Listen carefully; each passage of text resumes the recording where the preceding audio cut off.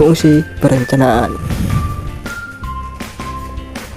Menurut Henry Fayol, perencanaan merupakan seni dalam memilih dan menetapkan berbagai tujuan pada organisasi dan juga seni dalam menentukan strategi dan kebijaksanaan berupa proyek, metode, prosedur, program, sistem, anggaran, serta standar yang diperlukan untuk mencapai tujuan tertentu. Tujuan perencanaan: 1. Untuk memberikan pengarahan baik untuk manajer maupun karyawan non-manajerial.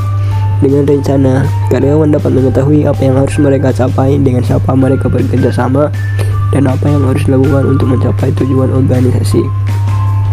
Yang kedua, untuk mengurangi ketidakpastian. Ketika seorang manajer membuat rencana, ia dipaksa untuk melihat jauh ke depan, meramal perubahan, memperkirakan efek dari perubahan tersebut, dan menyusun rencana untuk menghadapinya. Yang ketiga, untuk meminimalisir pemborosan. Dengan kerja yang terarah dan terencana, karyawan dapat bekerja lebih efisien dan mengurangi pemborosan.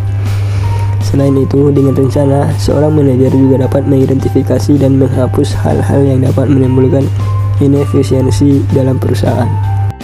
Proses perencanaan merupakan rangkaian kegiatan yang berkaitan satu dengan yang lain atau saling menunjang dalam mencapai tujuan di masa yang akan datang.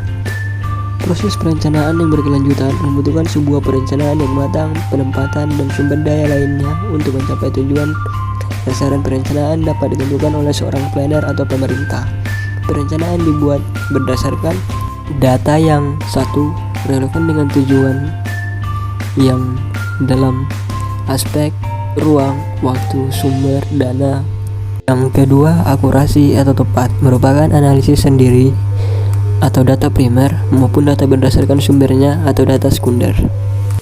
Kemudian dianalisis menjadi sebuah informasi yang akurat sebagai penentu penyelenggaraan suksesnya sebuah perencanaan. Sebuah rencana dapat dikatakan sukses bila hasilnya akhirnya mencapai tujuan yang diharapkan, diselesaikan dengan waktu yang telah ditentukan. Namun bila terjadi hambatan dalam perencanaan, konsekuensinya perlu adanya tambahan waktu demi tercapainya hasil yang lebih baik, yang merupakan suatu kemajuan pembangunan di masa mendatang. Taktik dan operasional. Perencanaan taktik atau tactical planning adalah bagian penting dari proses perencanaan strategi perusahaan. Perusahaan konsultasi manajemen sering disewa untuk membantu perusahaan dalam mempersiapkan rencana taktis. Sebuah perusahaan biasanya dimulai dengan tujuannya dan kemudian mengembangkan strategi untuk bagaimana melaksanakan tujuan mereka.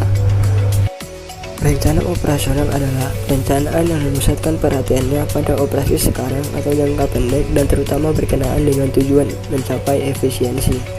Rencana operasional bagian dari rencana kerja strategis.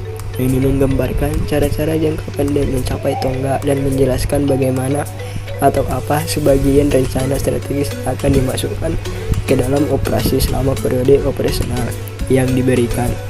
Dalam kasus aplikasi komersial, setahun fiskal atau istilah lain anggaran yang diberikan. Sekian penjelasan tentang fungsi perencanaan. Saya Fahreja Fatur Rahman dari kelompok 7 pamit undur diri. Terima kasih.